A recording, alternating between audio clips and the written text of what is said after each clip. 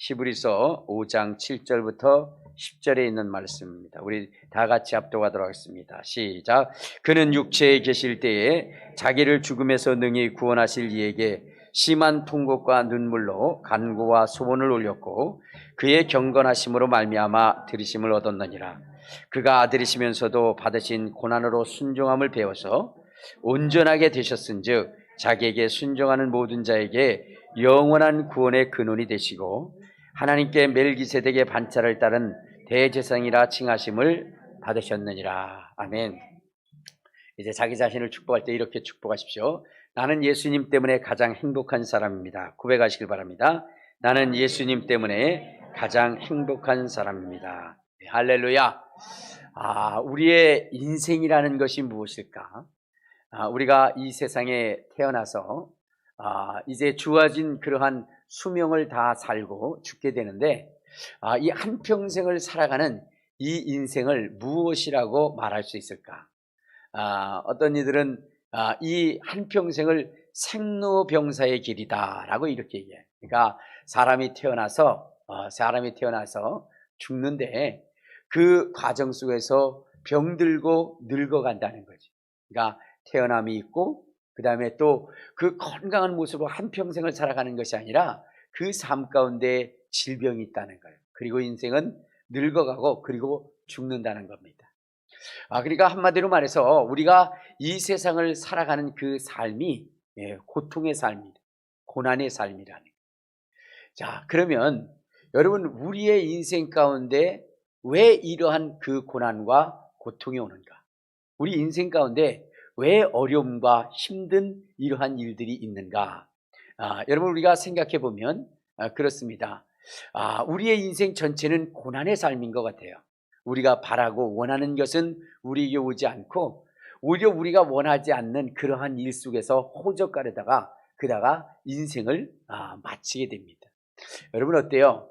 여러분들이 이제 뭐냐면 어려서 태어나서 이제 장성한 자가 되면 결혼을 하게 되죠. 그때 그 배우자를 만남에 있어서 어떤 희망을 갖습니까? 이제 남편을 만난다? 그러면은 여러분 거기에 소망이 있잖아요. 그렇죠? 행복한 가정, 정말로 즐거운 삶, 이런 것들을 우리가 꿈꾸면서 살아가지만 실제 여러분들 결혼하고 나니까 그런 행복이 있던가요? 그렇지 않죠. 연애 시절에는 참 결혼만 하면 막 그냥 천국 생활을 할 것 같은 그러한 것인데 그렇지 않다 이 말. 결혼하고 나면은 일단 하는 게 뭐예요? 전투 준비하죠. 밤낮 싸우고 다투고 그러지 않습니까? 또 여러분 우리가 이제 자손을 키울 때에 자손에 대한 기대와 소망이 있습니다. 그래서 결혼해서 누구나 자녀를 두고자 하는 그러한 그 마음이 있습니다. 그런데 여러분 그 자녀를 낳고 나서 여러분 어떻게 생각하세요? 그 자녀가 부모의 자랑과 면류관이 됩니까? 아니죠. 원수가 될 때가 많이 있습니다. 그래서 대부분 어르신들이 하시는 말씀이 뭐예요? 내가 저걸 낳고 몇 국을 먹었나 라고 할 정도로 오히려 행복의 존재가 되는 것이 아니라 어떻게 돼요? 아주 근심덩어리고 염려덩어리고 사고덩어리가 되어진다는 거죠. 자, 그러면 왜 우리는 결혼하는 생활이 행복하지 않는 것을 알면서도 여러분들이 어떻게 해요? 자녀들을 다 결혼을 시키려고 그러죠. 그렇죠? 내가 살아보니까 참 결혼 생활이라는 것이 참 힘들고 어려운 삶인데도 그것을 누구에게요? 자녀들에게 또 결혼하라고 그렇게 아주 성화를 부립니다. 또 결혼하고 나면 어떻게 돼요? 내가 자식을 키워보니까 너무 힘들고 어려운 것을 아는데도 그런데도 또 뭐라 그래요? 자식을 낳아야 된다라고 그렇게 합니다. 참 아이러니하지 않습니까? 그러면 왜 우리 인생은 왜 그것이 그렇게 행복하지 않는 길이면서도 우리는 왜 그런 길을 가게 하는가 하는 것이죠.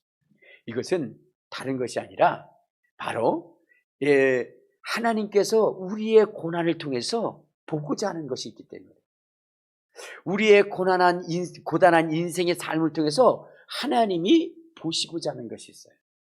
그것이 뭐냐면 우리의 인생이 하나님의 말씀 안에 순종하는가, 순종하지 않는가, 그것을 하나님이 보시기를 원하시는 겁니다. 여러분, 하나님께서는요, 이스라엘 백성을 애굽에서 인도해서 그냥 직접 뭐냐면 가나안 땅에 들여보낼 수도 있어요.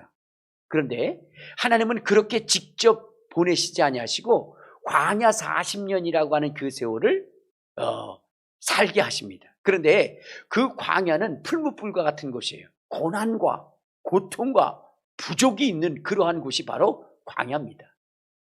근데 하나님은 그 광야 속에 이스라엘 백성을 거기서 던져 놓으신 거예요. 이유가 뭐냐?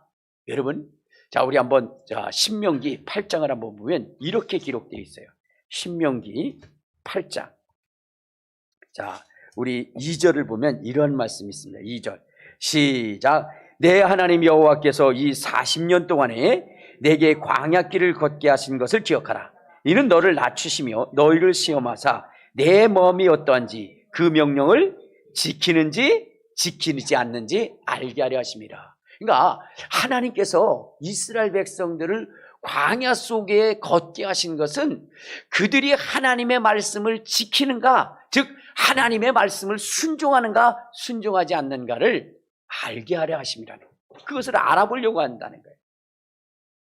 자, 그래서 뭐냐면 하나님이 뭐냐면 그 광야길을 걷게 하고 고난의 길을 걷게 하시면서 우리의 인생에게 하나님께 순종을 하냐, 그걸 볼 때에 여러분, 하나님이 시험하시는 그 시험은요, 우리에게 어떻게 하냐, 우리가 하나님 앞에 수긍하고 긍정하고 인정할 수 있는 그러한 그 고난 속에서의 순종이 아니라는 거예요. 그러니까 누구나 다 인정할 수 있는, 누구나 다 수긍할 수 있는 그러한 그 고난 속의 순종이 아니라, 어찌 보면 아니 하나님 왜 그런 일을 시키셨어요? 하나님 왜 내게 이런 고난을 주세요? 하면서 하나님 앞에 우리가 뭐요? 반문하게 되는 그러한 그 고난을 두시고 그 고난 속에 순종하기를 원하신다는 거예요. 여러분들, 그 사렙다 과부의 이야기를 아시죠? 하나님께서 엘리야라고 하는 그러한 그 선지자를 통해서 이스라엘에게 뭐냐면 3년 6개월의 가뭄이 있게 하셨어요. 가뭄. 자, 그런데 그때의 가뭄이 들게 되면 여러분, 엘리야도 먹을 게 없지 않겠습니까? 근데 하나님이 엘리야에게 이렇게 약속을 하셔요. 너 걱정하지 마라. 3년 6개월의 가뭄 속에서 걱정하지 마라. 내가 너에게 먹게 할 것이다 라고 이렇게 이야기합니다. 우리 한번 열왕기상 17장을 한번 찾아봅시다. 열왕기상 17장. 거기에 보면 하나님, 엘리사에게 하나님이 뭐라고 말씀하시느냐, 17장 8절부터 봐요. 8절. 자, 시작. 여호와의 말씀이 엘리야에게 임하여 이르시되 너는 일어나 시돈에 속한 사르밧으로 가서 거기 머물라. 내가 그곳 과부에게 명하여 내게 음식을 주게 하였느니라. 그러니까 여러분, 이제 정말로 그 굶주림 속에 있을 때에 하나님이 이 엘리야를 먹일 때에 누구를 통해서 먹인다는 거예요? 과부를 통해서 먹인다는 거예요. 과부를 통해서. 아니 그래도 먹이고 저기 하려면 뭐예요? 그래도 좀 괜찮게 살고 넉넉히 살고 그런 가정에서 먹여야 될 거 아니에요. 여러분들의 상식으로 보면 그렇죠? 그런데 하나님께서 이 엘리야의 그 배고픔을 채워주기 위해서 누구에게 가느냐? 시돈 땅에 있는 사렙다 과부를 통해서 먹이겠다는 거예요. 그래요. 뭐 과부도 부자인 사람들도 있겠죠, 그렇죠?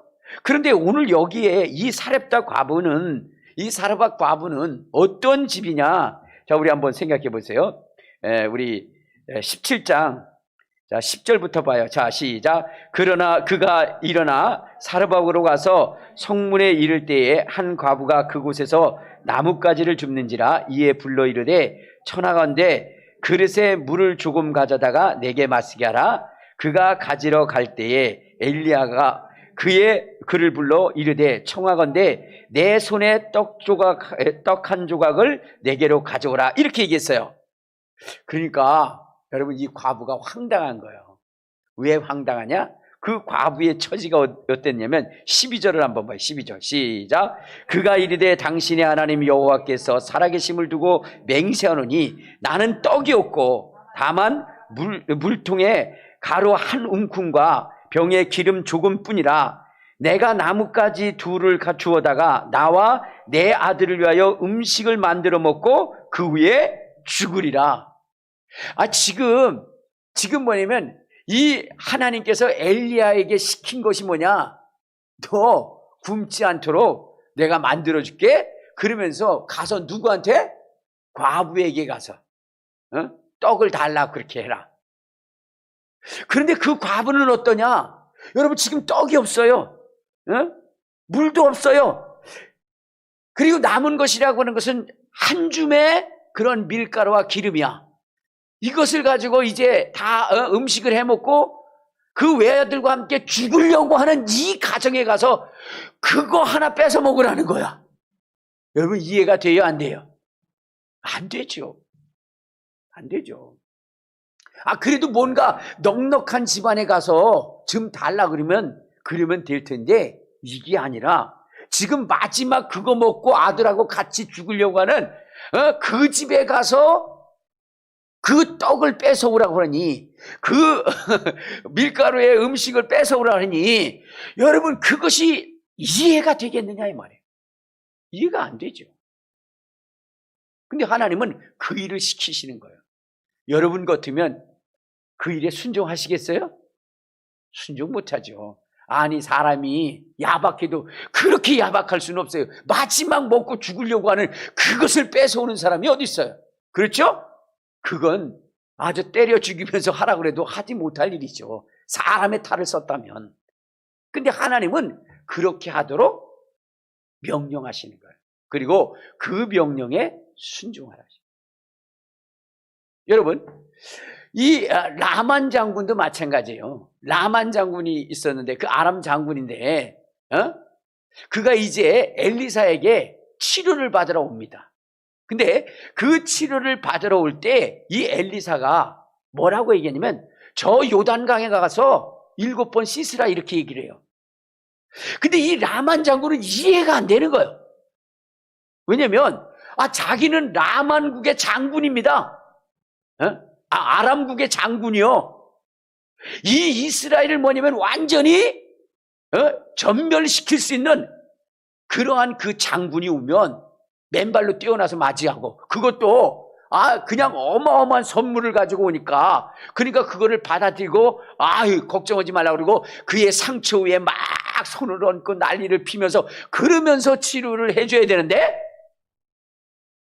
이게 뭐냐면 만나지도 않고 그리고 요단강에서 7번 씻으라는 거예요. 이 라만 장군은 이해가 안 되는 거예요. 그런데 하나님은 그 일에 순종하라 하는 거죠. 여러분들도 여러분의 생애를 보면 여러분 정말로 이해 안 되는 삶이 여러분들에게 있잖아요. 이해 안 되는 그러한 그 고난이 여러분들에게 있잖아요. 그죠? 내게 왜 이런 고난이 와야 되고 내게 왜 이런 일이 있어야 되느냐고 여러분들 외칠 때가 많이 있잖아요. 그렇죠? 그런데 왜 하나님은 그러한 고난을 주셨을까? 그리고 그 고난 속에 정말로 순종할 수 없는 그 순종을 왜 명하셨을까? 하나님은요, 우리에게 고난을 주시고 어려움을 주시면서 순종하라 할 때에 우리가 이해하고 수긍할 수 있는 일을 하지 않는다는가요? 여러분 한번 생각해 보세요. 주님께서 여러분 사람을 사랑할 때에 어떻게 사랑하라 했어요? 여러분 우리가 사랑할 수 있는 사람을 사랑할 것이 아니라 사랑할 수 없는 원수를 사랑하라고 얘기한다고요. 원수를. 그렇죠? 그리고 여러분 문안을 하더라도 어떻게 돼요? 여러분 자기를 사랑하고 같이 혈육 이런 사람들만 하는 것이 아니라 알지 못하고 힘들고 어렵고 내게 고통스럽게 한 그 사람을 용서하고 그 사람을 신방하라고 이렇게 얘기를 하는 거예요. 그러니까 그것이 너무나 힘들고 어려운 것이죠. 자, 그러면 하나님은 왜 그런 일을 우리에게 시킬까? 그리고 그 속에서 하나님이 우리에게 왜 순종하라고 하시는가? 그것을 여러분들이 아셔야 되는 거예요. 여러분, 하나님은요, 그 역사 속에서 순종하기를 원하시는데, 이 순종이 우리에게 가져다주는 아주 중요한 요소가 있기 때문에 하나님은 우리에게 그렇게 순종하라고 하신 거예요. 그러면 우리가 그 하나님의 일에 순종하면 하나님이 주신 그 일에 대하여 어떻게 돼요? 정말로 우리가 순종하고 복종하게 되면 하나님은 어디야? 우리에게 중요한 사실을 주는 거예요. 여러분, 하나님은 우리에게 그러한 일을 주지 않고도 우리를 인도하실 수 있어요. 그러나 하나님은 그런 고난을 주세요. 예를 들어서요, 여러분 보세요. 예수님이 계시잖아요, 예수님. 예수님이 겟세마네 동산에서 땀방울이 핏방울이 되도록 기도하셨습니다. 근데 기도하실 때 그 기도의 제목이 뭐예요? 이유가 뭐죠? 자기에게 있는 그 잔이 지나가기를 원하십니다. 지나가기를. 그러면서 이렇게 기도하십니다. 하나님께는 모든 것이 가능하십니다. 그러므로 이 잔이 내게서 지나가게 하옵소서. 그렇게 예수님이 기도하셨어요. 그러면 예수님이 어떻게 돼요? 그 고난을 당하지 않아도 된다는 거죠. 그럼에도 불구하고 하나님이 그 예수님에게 그 고난을 당하게 하신 이유가 뭐냐? 순종하게 한 것이고, 그 순종 속에서 주님이 뭐냐면 알게 하시려고 하는 것이 있다는 거예요. 그러면 주님이 이 순종을 통해서 우리에게 주시고자 하는 것이 무엇이냐면, 첫째는요, 여러분, 우리의 인생은요, 왜 지음을 받았느냐? 다른 것이 아니에요. 하나님의 영광을 위해서 지음을 받은 거예요. 알겠습니까? 여러분이 이 땅에 존재하는 것은 여러분들이 잘 먹고 여러분들의 일을 성공시키고 그리고 행복하게 하기 위해서 여러분들이 이 세상에 지음을 받은 것이 아니라, 여러분이 지음을 받은 절대적 이유는요, 하나님의 영광을 위해서 지은 거예요. 우리 한번 성경을 봅시다. 이사야서 43장 7절을 한번 봐요. 자, 이사야서 43장 7절에 보면 이렇게 말씀을 하고 있습니다. 우리 같이 한번 봐요. 자, 시작. 내 이름으로 불려지는 모든 자 곧 내가 내 영광을 위하여 창조한 자를 오게 하라. 그를 내가 지었고 그를 내가 만들었느니라. 그러니까 우리는 뭐예요? 하나님의 영광을 위하여 지음을 받은 거야. 그래서 이 세상 가운데서는 우리가 해야 할 일은 뭐냐? 하나님의 영광을 드러내는 거예요. 그런데 하나님의 영광을 드러내는 것은 무엇이냐? 어떻게 하면 하나님의 영광을 드러내냐? 우리 한번 요한복음 우리 12장에 보면 이러한 말씀이 있습니다. 요한복음 12장 27절 28절을 한번 봐요. 자, 시작. 지금 내 마음이 괴로우니 무슨 말을 하리요?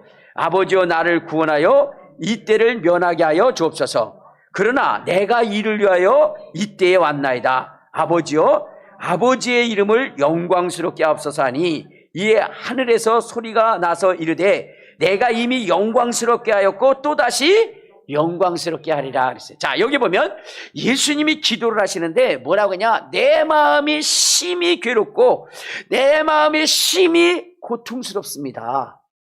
그렇게 얘기를 하는 거예요. 왜냐하면 이 예수님께 주어진 이 사명이 이게 힘이 감당하고 이루기가 어려운 것이에요. 자, 그런데 하나님이 이 예수님을 통해서 영광을 받으셨다는 거예요. 그리고 하나님이 영화롭게 되었다는 거예요. 왜 하나님이 영화롭게 되었을까? 우리 한번 요한복음 17장을 한번 찾아봐요. 요한복음 17장 4절 17장 4절 5절을 한번 보면, 자, 시작. 아버지께서 내게 하라고 주신 일을 내가 이루어 아버지를 이 세상에서 영화롭게 하였사오니, 아버지여, 창세전에 내가 아버지와 함께 가졌던 영화로서 지금도 아버지와 함께 나를 영화롭게 하옵소서. 그러니까 무슨 얘기냐면 이런 거예요. 예수님이 하나님 아버지를 영화롭게 하신 것은 다른 것이 아니라 하나님께서 예수님에게 하라고 하신 그 일, 예수님께 하라고 하신 그 일을 이루심에 하나님이 영광을 받으셨다. 그러니까 우리가 하나님께 영광을 돌린다는 것은 무엇이냐면 우리에게 하라 하신 그 일을 우리가 행해야 할 때, 그때 누가 영광을 받으셔요? 하나님이 영광을 받으십니다. 그러니까 하나님이 명하신 그 일에 순종함으로 인해서, 그럼으로 인해서 누가? 하나님이 영광을 받으십니까? 여러분, 예수님도요, 그 십자가를 지고 싶은 분이 아니에요. 그렇죠? 그래서 겟셋마네 동산에서 뭐라냐면, 아버지여, 이 잔이 내게서 지나가게 하옵소서. 그러나 나의 원대로 되게 하지 마시고 아버지의 원대로 되기를 원하나이다. 그래서 그 일이 이루어지면 하나님이 너로 말미암아 내가 영광을 얻었다. 하나님 그렇게 말씀하십니다. 그러니까 여러분, 정말로 고난 가운데 도저히 이해할 수 없는 그 일을 맡기심에 그 일에 순종하게 되면 누가 영광을 받느냐? 하나님이 영광을 받는 거예요. 그러니까 여러분들이 생각할 때, 하나님, 나는 이렇게 신앙생활 잘하고 있는데 왜 이런 남편 줘가지고 내가 이렇게 고통스러워야 됩니까?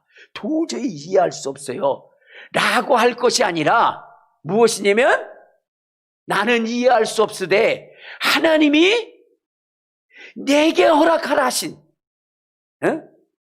내게 순종하라 하신 그 일을 내가 순종하겠나이다. 그러면서 여러분, 원수 같은 남편을 뭐라고 생각해야 돼요? 감사하며 순종해야 되는 거예요. 정말로 지긋지긋하게 속삭이는 그러한 그 자녀도 어떻게 돼요? 감사함으로 그 자손들을 양육해야 되는 거예요. 키워야 되는 거예요. 알겠습니까? 왼수라고 생각하지 마시고. 왜? 하나님의 뜻이니까. 하나님이 내게 주신 것이니까. 그래서 그것을 순종하며 나가는 것. 이렇게 될 때 누가 영광을 받으셔요? 하나님. 왜냐하면 그것이 하나님을 인정하는 것이기 때문에 그래요. 하나님을 인정하는. 여러분, 그 하나님께서 그 예수님께서 뭐냐면 비유로 말씀하실 때 두 아들에 대해서 얘기를 해요. 그러면서 이렇게 얘기하죠. 큰아들에게 야, 너 포도원에 가서 일하라 그랬더니 그가 예, 가서 하겠습니다. 그리고 아니 갔고, 둘째는 아니 가겠습니다 라고 하면서 갔을 때 누가 아버지의 뜻대로 한 자냐라고 이렇게 얘기할 때 둘째니다 라고 얘기하잖아요. 그게 무슨 얘기냐면, 그걸 왜 내게 시켜요? 그가 이해되지 않는다 할지라도 그것에 순종하게 되면 아버지의 존재를 인정하는 거죠. 우리가, 여러분, 우리 속에 있는 고난을 우리가 이겨나가는 것, 그리고 순종해 나가는 것은, 그것은 뭐냐면 하나님을 인정하는 거예요. 그래서 어떻게 돼요? 하나님께, 여러분 한번 삶을 생각해 보면 그런 거잖아요. 제가 아까도 얘기했지만 결혼하는 거, 자식 키우는 거, 이거 인생의 고통이에요. 그죠? 고난입니다. 그런데 우리가 그것을 하는 것은 주님께서 생육하고 번성하고 땅에 충만하라 하셨기 때문에 그 일을 하는 거예요. 그래서 여러분 모두는 우리가 하나님의 명하신 말씀에 순종할 수 있는 저와 여러분 되시기를 주님의 이름으로 축원합니다. 두 번째는요, 우리가 하나님의 말씀에 순종하는 것은 온전하게 되고자 합니다. 여러분, 우리 인생은요 완전하지 않습니다. 온전하지 않아요. 그렇죠? 그렇기 때문에 참 허물도 많고요, 죄도 많고 그렇습니다. 자, 그런데 하늘나라에 가는 자들은요 온전하고 완전해야 되는 겁니다. 하늘나라에 가는 자들은 온전하고 완전해야 돼요. 자, 그러기 위해서 이 세상 가운데 보내주신 분이 있습니다. 그분이 누구냐면 예수 그리스도십니다. 여러분, 우리가 육신을 입고 이 세상에 살아갑니다. 에덴 동산에, 여러분들, 에덴 동산에 아담과 하와가 완전한 자가 아니에요. 여러분, 그걸 완전한 자라고 생각하는데 완전한 자가 아니에요. 여러분, 완전한 것은요, 이 세상 가운데서 훈련과 연단을 통해서, 훈련과 순종을 통해서 완전해지는 거예요. 여러분, 예수님이 말씀이 육신이 되어 이 땅에 오셨어요. 그렇죠? 자, 그런데 그 육체가 완전해지는 그 과정을 누가 보여주셨느냐? 예수님이 보여주셨어요. 예수님이. 무엇을 통해서? 순종을 통해서. 자, 우리 한번 성경을 한번 봐요. 자, 히브리서 5장에 보면 이렇게 말씀했습니다. 히브리서 5장. 우리 8절 9절을 보면 이렇게 얘기했죠. 자, 시작. 그가 아들이시면서도 받으신 고난으로 순종함을 배워서 온전하게 되셨은즉 자기에게 순종하는 모든 자에게 영원한 구원의 근원이 되시고, 이렇게 얘기했어요. 자, 예수님이 하나님의 아들이십니다. 그렇죠? 근데 그분이 육신을 입고 이 세상에 오셨을 때에 여러분, 그분이 완전하셨나요? 아니요. 완전하지 않으셨어요. 그분이 그 완전하시기까지는 세월이 걸렸습니다. 육체로서 완전하시기까지는 세월이 걸리신 거예요. 그렇기 때문에 뭐 한 거죠? 성장이 있었던 거예요. 성장. 알겠습니까? 자, 그리고 이제 그분이 육신으로 온전해지셨던 것은 뭐냐면 순종이에요. 순종. 그래서 여기에 보면 그가 아들이시면서도 받으신 고난으로 순종함을 배워서 온전하게 됐다, 이렇게 얘기했잖아요. 그렇죠? 그러니까 고난과 환난과 순환이 있는데 그것에 순종하면 그러면 어떻게 된다? 온전하게 될 수 있다는 거예요.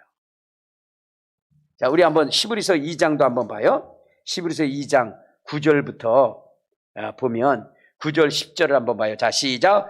오직 우리가 천사들보다 잠시 동안 못하게 하심을 입은 자 곧 죽음의 고난 받으심으로 말미암아 영광과 존귀로 관을 씌신 예수를 보니 이를 행하심은 하나님의 은혜로 말미암아 모든 사람을 위하여 죽음을 맛보시려 하심이라. 그러므로 만물이 그를 위하고 또한 그로 말미암은 이가 많은 아들을 이끌어 영광에 들어가게 하시는 일에 그들의 구원의 창시자를 고난을 통하여 온전하게 하셨다, 이게요. 그러니까 예수님이 육신을 입고 이 땅에서 온전하게 되신 것은 그 고난 가운데 순종하셔서 온전하게 되셨다는 거예요. 이해가 되십니까? 이건 제가 얘기한 게 아니라 성경이 얘기하고 있잖아요. 네? 성경이 예수님이 온전하게 되신 과정은 그 고난과 환난 속에서 하나님의 말씀을 순종함으로 온전하게 되었다라고 성경에 기록하고 있잖아요. 자, 그래서 뭐냐면 여러분, 고난 속에서의 순종이라고 하는 것은 무엇이냐면 우리를 온전하게 하는 거예요. 예수 안에서 우리가 고난을 당하고 그리고 그 속에서 우리가 뭐요? 바로 순종하게 되면 우리가 온전한 자가 된다는 거, 완전한 자가 된다 이 말이에요. 그래서 자, 우리 한번 어디를 보시냐면 골로새서 1장을 한번 봐요. 골로새서 1장 28절에 보면 이런 말씀이 있습니다. 골로새서 1장 28절. 자, 시작. 우리가 그를 전파하여 각 사람을 권하고 모든 지혜로 각 사람을 가르침은 각 사람을 그리스도 안에서 완전한 자로 세우려 함이니라고 얘기했어요. 그러니까 우리는 예수 안에서 완전하게 될 수 있다는 거예요. 근데 왜냐? 여러분, 예수님이 그 길의 모범을 보여주셨다는 거예요. 알겠습니까? 자, 우리 한번 성경을 봐요. 어디를 보시냐면 자, 베드로전서 2장 우리 21절부터 보면 이렇게 얘기합니다. 자, 시작. 이를 위하여 너희가 부르심을 받았으니 그리스도도 너희를 위하여 고난을 받으사 너희에게 본을 끼쳐 그 자취를 따라오게 하셨느니라. 그는 죄를 범하지 아니하시고 그 입에 거짓도 없으시며 욕을 당하시되 맞대어 욕하지 아니하시고 고난을 당하시되 위협하지 아니하시고 오직 공의로 심판하시는 이에게 부탁하셨다, 이렇게 나오는 거예요. 자, 그러니까 예수님이 이 땅에 오셔서 어떤 모범의 삶을 보여주시냐면 그분은 여러분 고난을 당하셨다는 고난. 근데 그분이 죄가 있는 분이에요, 없는 분이에요? 죄가 없는 분임에도 고난을 당하셨다는 거예요. 그런데 그 고난에 대해서 주님이 이러실 수가 있습니까? 억울합니다. 그렇게 하지 아니하시고 그 고난을 다 감수하셨다는 거예요. 그리고 여러분, 이 예수님은 이 세상에 무수한 죄가 저질러진다 할지라도 예수님은 죄를 짓지 않는다는 거예요. 여러분들, 우리가 가끔 의롭게 살려고 하다가 여러분 무슨 생각이 들어요? 아니, 나만 이렇게 살아? 나만 손해봐? 그러면서 같이 여러분들도 어떻게 돼요? 휩싸여서 죄를 질 때가 있죠. 그래, 안 그래요? 안 그런 것처럼 이러시네. 우리가 그래요. 아이고, 야, 저 사람도 저렇게 사는데 나만 의롭게 살려고 하면 나만 손해야. 그리고 같이 범죄하잖아요. 그렇죠? 근데 예수님은 그리하지 않으셨다는 거예요. 남이 어떠한 죄를 짓든지 간에 그 일로 인해서 나만 손해본다 할지라도 주님은 죄를 짓지 않았다는 거예요. 그리고 또 여러분들, 욕을 당하실 때 맞대어 욕하지 않으셨다 그랬어요. 여러분 어때요? 남한테 욕 먹으면 아우 너무 행복하다. 아유 그것도 먹으니까 배부르네. 그러나요? 같이 욕해 주죠. 그렇죠? 우리 같이 욕하고 싶은 거예요. 저도 그럴 때가 많아요. 저도 막 분노가 일어나요. 근데 예수님 그렇게 하라 말라? 하지 말라는 거예요. 그 삶을 보내주신다. 고난을 당하시더라도 그 모든 것 하나님께 맡기고 그 고난에 하나님이 명하신 말씀대로 살아가는 거예요. 원수도 어떻게 하라는 거예요? 사랑하며 사랑하라는 거예요. 아니 원수를 어떻게 사랑합니까? 그러면서 따지지 말라는 거예요. 알겠습니까? 그렇게 주님이 살아간 그 삶은 어때요? 우리를 온전하게 하신다는 거예요. 온전하게. 자, 여러분, 우리가 온전케 돼야 어디에 들어간다? 그 하늘나라에 들어갈 수 있다고 그랬잖아요. 그래서 주님께서는 우리를 온전하게 하기 위해서 어떻게 하셨다? 어떻게 고난도 주시고 그 고난 속에서 순종하게 하셔서 우리를 온전하게 해서 하늘나라의 상속자가 되게 하셨다. 우리 한번 자 로마서 8장을 한번 봐요. 로마서 8장 자 16절 17절에 보면 이렇게 얘기합니다. 자 시작. 성령이 친히 우리의 영과 더불어 우리가 하나님의 자녀이신 것을 증언하시나니 자녀이면 또한 상속자 곧 하나님의 상속자요 그리스도와 함께한 상속자니 우리가 그와 함께 영광을 받기 위하여 고난도 함께 받아야 하느니라. 생각하건대 현재의 고난은 장차 우리에게 임할 영광과 좋기 비교할 수 없도다. 그러니까 여러분 하나님은 우리의 인생을 이 세상 가운데 있게 하셔서 고난을 받게 하셨다는 거예요. 여러분 우리는 고난을 위해서 탄생한 사람입니다. 우리 한번 성경 봐요. 어디냐면 빌립보서 1장 29절을 한번 찾아봐요. 빌립보서 1장 29절. 자, 찾으셨어요? 자, 시작. 그리스도를 위하여 너에게 은혜를 주신 것은 다만 그를 믿을 뿐 아니라 또한 그를 위하여 고난도 받게 하려 하심이라. 그러니까 여러분 하나님은 우리의 인생 가운데 고난을 주셨어요. 근데 그 고난이 여러분들 우리가 수긍할 수 있는 고난이 아니라는 거예요. 하나님의 아들이 왜 고난을 받아야 됩니까? 죄 없는 분이 왜 채찍을 맞아야 되고 왜 고통을 당해야 됩니까? 여러분 예수님이 그렇게 말씀하고 싶지 않아요? 그렇게 말씀하고 싶은 거예요. 그렇지만 주님은 뭐냐면 양털 깎는 자의 앞에서 잠잠함과 같이 그 입을 열지 아니하셨도다. 하나님이 명령하신 거기 때문에 거기에 순종했다는 거예요. 오늘 우리도 여러분 고난이 있고 환난이 있을 때에 여러분 하나님 왜 그걸 내게 주셨어 하면서 하나님 앞에 항변할 것이 아니라 그 속에서 하나님이 원하시는 순종이 무엇인지를 알게 하시고 내가 순종하겠나이다 그렇게 고백하라는 거예요. 그러면 하나님이 뭐냐면 너희에 당한 그 고난은 장차 여러분 앞으로 너희에게 임할 그 영광과 좋게 비교할 수 없는 그 영광을 우리에게 하나님이 주시겠다는 거예요. 그러니까 온전하게 하기 위해서 뭐하다? 순종해라는 거예요. 순종해라. 세 번째는 무엇이냐면 여러분 우리가 이 세상을 살아가면서 하나님을 믿잖아요. 근데 하나님은 어떤 분이세요? 할 수 있거든이 무슨 말이냐? 믿는 자에게 능히 하지 못할 일이 없느니라. 여러분, 하나님은 전지전능하신 분이시기 때문에 그분을 믿는 자에게 하나님의 능력과 권능과 이적을 주기를 원하셨어요. 자, 우리 누가복음 10장을 한번 찾아봐요. 자, 누가복음 10장 17절에 보면 이런 말씀이 있습니다. 누가복음 10장 17절에 보면, 자, 시작. 70인이 기뻐하며 돌아와 이르되 주여 주의 이름이면 귀신들도 우리에게 항복하더이다 그랬어요. 그러니까 주의 제자들이 예수님의 이름을 가지고 나가서 귀신을 쫓았더니 귀신이 쫓겨나가는 거예요. 그러니까 얼마나 충격을 받겠어요. 그죠? 충격을 받은 거예요. 저도 예전에 막 그 귀신을 쫓고 나면 귀신이 떠나가는 건 너무 신기하고 충격이 됐어요. 왜냐? 저는 미신을 믿던 가정에서 태어났어요. 그러니까 우리 어머니는 항상 뭐였냐면 귀신에게 빌어야 너 잘 된다. 귀신한테 쓱쓱 빌어라. 항상 그렇게 가르쳐서 밤낮 빌고 있었어. 밤낮. 뭐가 있으면 빌어라. 뭐 조금 이상하면 빌어라. 귀신한테 빌어라. 그렇게 했거든. 그리고 귀신을 잘 섬겨라.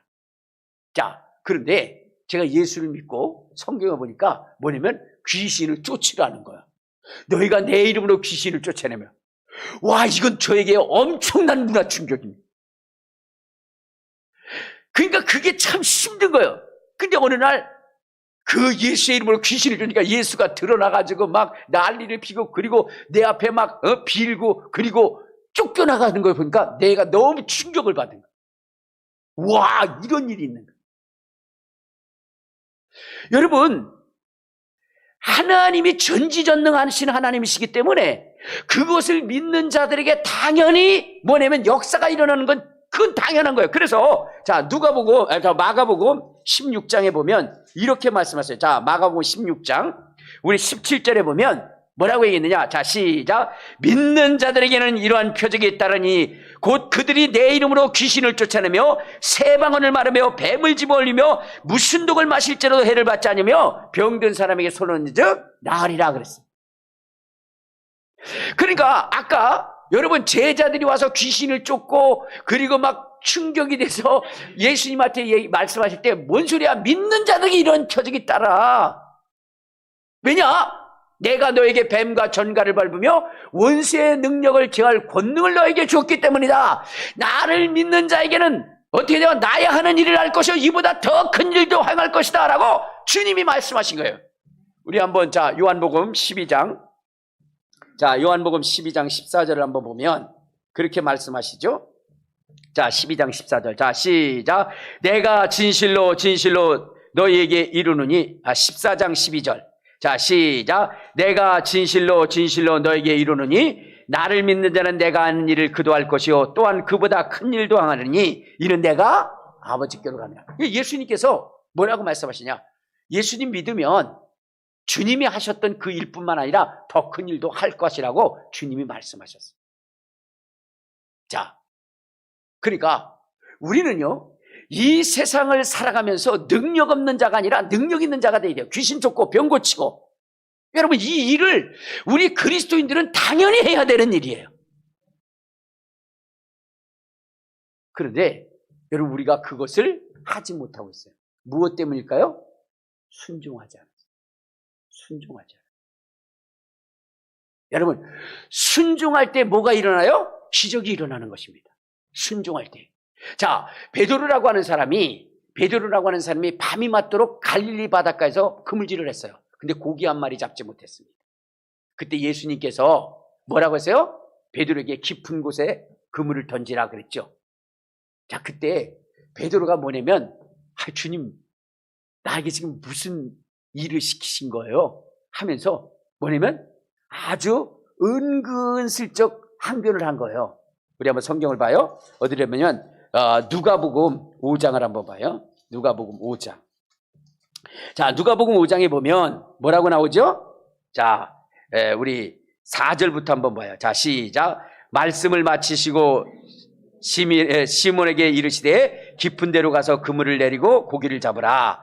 시몬이 대답하여 이르되 선생님 우리들이 밤이 새도록 수고하였을 때 잡은 것이 없지만은 말씀에 의지하여 내가 그물을 내리다. 그러니까 이 베드로에게 이 말을 할 때에 베드로는 참 속으로 웃었죠. 내가 누군데, 나는 30여 년 동안 내가 이 갈릴리 바닷가를 어떻게 해요? 아주 샅샅이 알고 있는 사람. 근데 내가 이렇게 수고해도 잡지 못한 것은 오늘은 뭐냐? 고기를 잡을 수 없다는 걸 너무나 잘 알고 있어요. 자, 그때 주님이 깊은 대로 해라. 근데 이걸 더 뭐냐면 베드로가 뭐죠? 더 이해할 수 없는 거예요. 왜?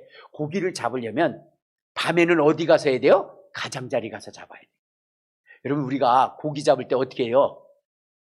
고기들이 나중에 잠자려면 숲으로 들어가서, 숲을 속에서 들어가서 하나요? 그래서 우리가 그물질 할 때 그물을 가지고 숲을 뒤에다 놓고 막 숲을 밟잖아요. 그래서 거기서 나오라고.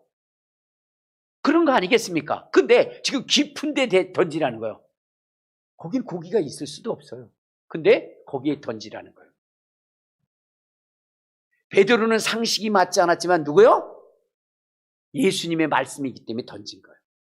그랬더니 그물이 찢어진 거예요.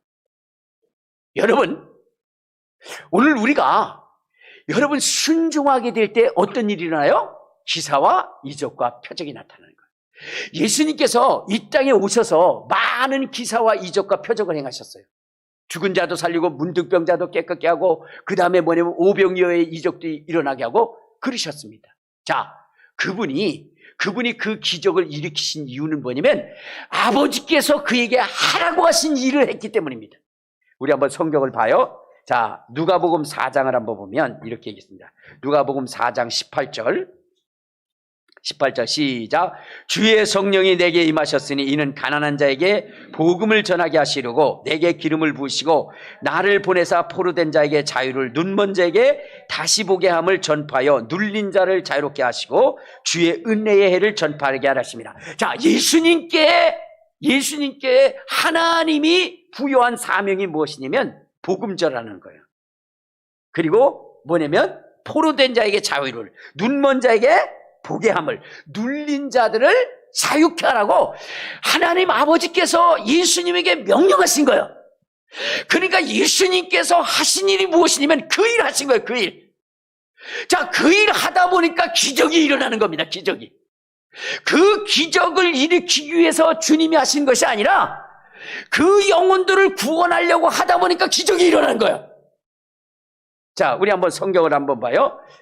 어디를 보시냐면, 자, 예수님께서 이 질병을 치료하실 때 어떻게 했느냐? 마가복음 1장을 한번 찾아봅시다.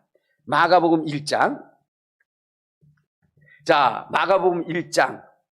자, 우리 35절부터 39절에 보면, 자, 시작.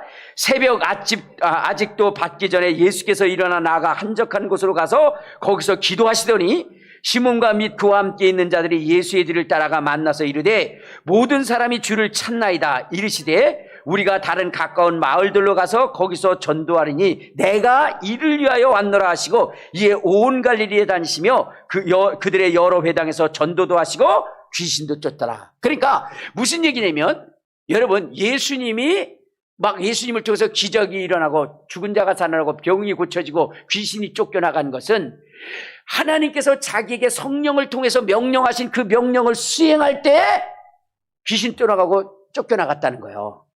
자, 그런데 제자들은 어떤 생각을 했냐면 귀신 쫓겨나가고 병이 고쳐지니까 예수님 여기께서 귀신 쫓고 병 고치는 일을 하세요, 이렇게 얘기한 거예요. 근데 예수님께서 뭐라 그랬어요? 내가 그것을 위해서, 그것이 목적으로 온 거 아니야. 내가 목적한 거는 전도하기 위해서 온 거야. 그래서 주님은 전도 여행을 떠난 거예요.